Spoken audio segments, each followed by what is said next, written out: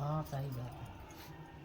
Hello दोस्तों, राधे राधे। आज मैं एक बहुत प्यारा सा पति पत्नी का नोकझोंक गीत लाई हूँ और इसमें देवर से भौजाई कहती है कि हम देखा, अपने पिया कैसे छोट बनाए। भले होते हैं लेकिन देवर देवरे होते हैं, उनसे सुख दुख मनाई कहात है। सही है ना हाँ, मोदी? हाँ, होता है। देवर से सुख दुख मनाई कहात है। देवर भले हाँ, रिसिया देवर बहुत भले जल्दी रिसिया रिसियाबो करत हाँ, है ना। रिसियात हैं बहुत जल्दी, सही कहात है। और लेकिन उन्हें पीछे भौजाई लगबो करत है। उन्हें भाई बिना छोट कामों रहते ना हैं। चलते काहे, उन्हें सुख दुख मसातो देते हैं, कुछ मंगावे रात तब ना कि हाँ भैया चाहे दौरान साल लाख मरबई करे। जब तक देवरा ना आ रहा तब तक अपन लड़का के शादी मनबो करत है। लड़के जब तक शादी ना करात ना तब तक जो ना है अच्छे सही सुनबो बात। करत है। ऐसा बात नहीं है। हाँ, चला भैया राम राम। मैं सुनाती हूँ बहुत प्यारा सा गीत है। सुतल पियवा के जगाई कैसे ओ, सुतल पियवा के जगाई कैसे, मनवा मानत नहीं देवरू मनाई कैसे, मनवा मानत नहीं देवरू मनाई कैसे, सुतल पियवा के जगाई कैसे हो, सुतल पियवा के जगाई कैसे, मनवा मानत नाही देवरू मनाई कैसे, मनवा मानत नाही देवरू मनाई कैसे, केसिया में जुड़ा सो है जुड़वा में गजरा, केसिया में जुड़ा सो है जुड़वा में गजरा,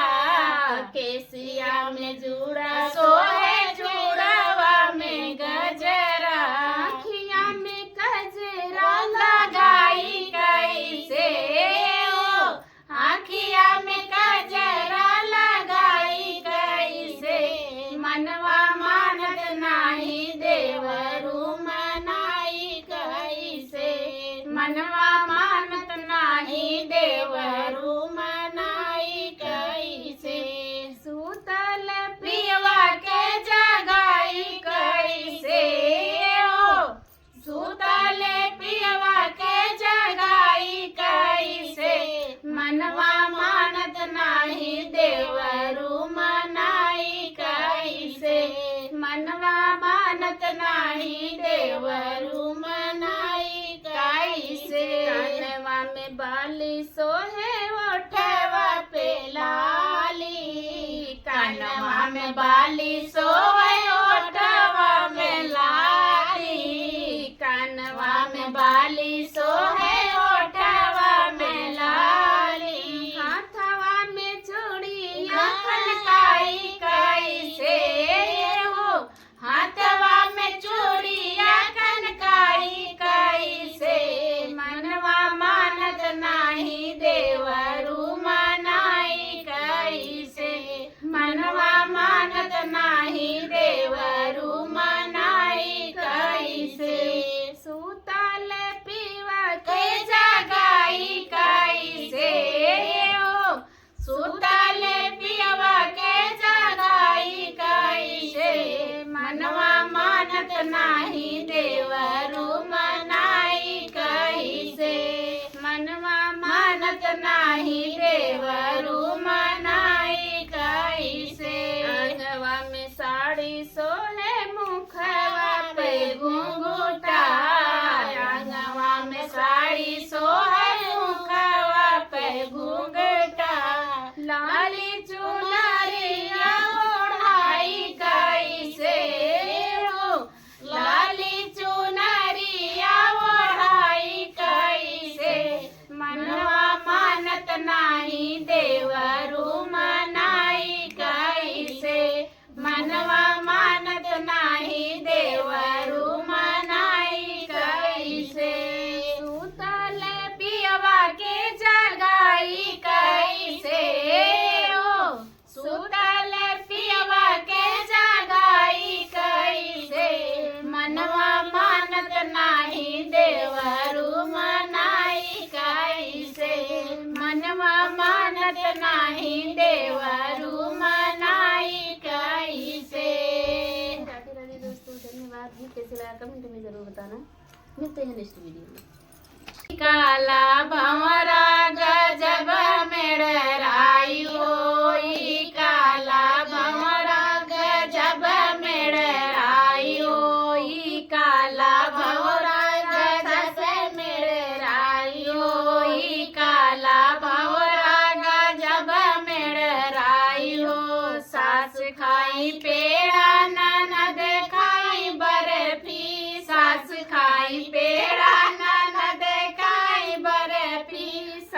खाई पेड़ा ननद खाई बर्फी हम खाई छेना बलम ललचाई हो हम खाई छेना बलम ललचाई हो हम खाई छेना बलम ललचाई हो ई काला भौरा गजब मेड़राई हो ई काला भौरा गजब मेड़राई हो सास पहने लहंगा ननद पहने चुनरी सास पहने लहंगा ननद पहने चुनरी सास पहने साड़ी ननद पहने चुनरी हम पहने लहंगा जेठान जरी जाई हो हम पहने लहंगा जेठान जरी जाई हो हम पहने लहंगा जेठान जरी जाई हो ई काला भंवरा गजब मेड़राई हो ई काला भंवरा गजब मेड़राई हो सासु सोवै गद्दा ननद सोवै गलैचा सासु सोवै गद्दा ननद गवै गलैचा सासु सोवै गद्दा ननद सो गलैचा हम सोई सोफा जेठान जरी जाई हो हम सोई सोफा जेठान जरी जाई हो हम सोई सोफा जेठान ललचाई हो ई काला भंवरा गजब मेड़राई हो ई काला भंवरा गजब मेड़राई हो देखा भाई हमारे बहनों हाँका तही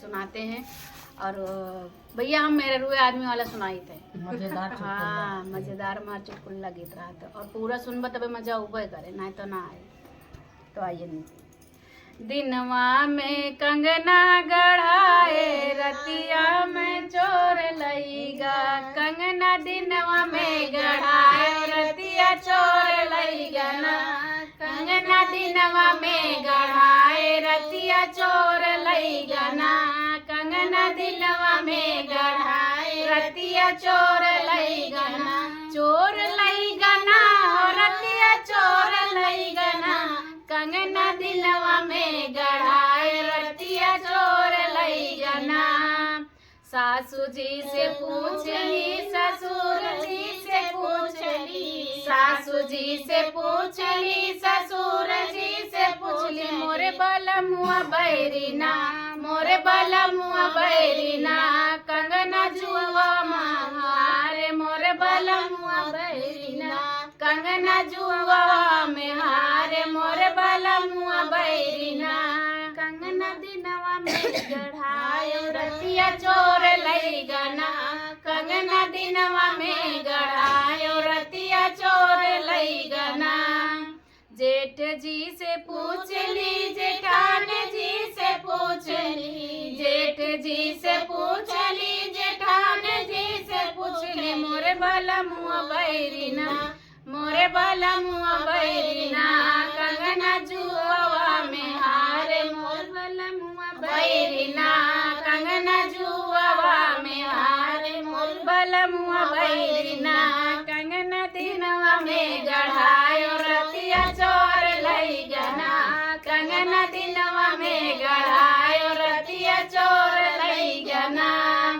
देवर जी से पूछली देवरान जी से पूछली देवर जी से पूछली देवरान जी से पूछली मोरे बलमुआ बैरीना मोरे बलमुआ बैरीना कंगना जुआ में हारे मोरे बलमुआ बैरीना कंगना जुआ में हारे मोरे बलमुआ बैरीना कंगना दिनवा में गढ़ायो रतिया चोर लईगा ना कंगना दिनवा में गढ़ायो रतिया चोर लईगा ना चोर लईगा ना रतिया चोर लईगा ना कंगना दिनवा में गढ़ायो रतिया चोर लईगा ना कंगना दिनवा में गढ़ायो रतिया चोर लईगा ना। तो बहुत बहुत धन्यवाद। कैसा लगा जरूर कमेंट कीजिएगा। छोटा सा चुटकुला गीत है। और एक मतलब मेहरारू है वो अपने आदमी से बहुत परेशान है, वो पियत हुआ भाई। आज के दौर जो चल रहा है वो सही बात है, उसी के अकॉर्डिंग हमारा गाना चल रहा है। और इसके पति शराबी होते हैं, वही पत्नी शराबी है। ना ना ना ना भैया, लगता ही वही हमका देख के कितना शराबी है। कुछ सही कर देंगे। नहीं, हमारे कुछ नहीं खाते पीते। तो भैया सबके आशीर्वाद से इतना तो ठीक ठाक है, लेकिन थोड़े के सपोर्ट कर दे जाए तो थोड़े के और ठीक ठाक हो जाए। ठीक ठाक तो देखा इनकर लागत है ना। हाँ, देखा इनकर का प्रॉब्लम। हाँ, सब जने देखा जाए इनके परेशानी और सुनत जाए लास्ट कड़ी में कितना बढ़िया बयां करत है। के कर हम खाई कमाई बलमुआ शराबी निकरी गए, के कर हम खाई कमाई बलमुआ शराबी निकरी गए, के कर हम खाई कमाई बलमुआ शराबी निकरी गए। दिन कई कमैया बलम जाऊ पावे, दिन कई कमैया बलम जाऊ पावे, ठेकवा पे दिए सब उड़ाई बलमुआ शराबी निकरी गए, ठेकवा पे दिए सब उड़ाई बलमुआ शराबी निकरी गए, के कर हम खाई कमाई बलमुआ शराबी निकरी गए, के कर हम खाई कमाई बलमुआ शराबी निकरी गए। ना हमरे खटिया ना हमरे मचिया, ना हमरे खटिया ना हमरे मचिया, लड़का का भुइया सोताई बलमुआ शराबी निकली गए, लड़का के भुइया सोताई बलमुआ शराबी निकली गए, के कर हम खाई कमाई बलमुआ शराबी निकली गए, के कर हम खाई कमाई बलमुआ शराबी निकली गए। ऐसे जो करे बाबल मन मानी, ऐसे जो करे बाबल मन मानी, दूसरा काले बई पटाई बलमुआ शराबी निकली गए, दूसरा काले बई हम पटाई बलमुआ शराबी निकली गए, दूसरे कैले बई हम पटाई बलमुआ शराबी निकली। एक 3 4 दा ऐसी खाती जे पिया तो सुनो तो जनियन के कर हम खाई कमाई बलमुआ शराबी निकली गए, एक बात लिया गठियाई बलमुआ शराबी निकली गए, नहीं बात लिया गठियाई बलमुआ शराबी निकली गए, नैहर हम जाबै चलाई बलमुआ शराबी निकली गए। तो भैया सबका धन्यवाद।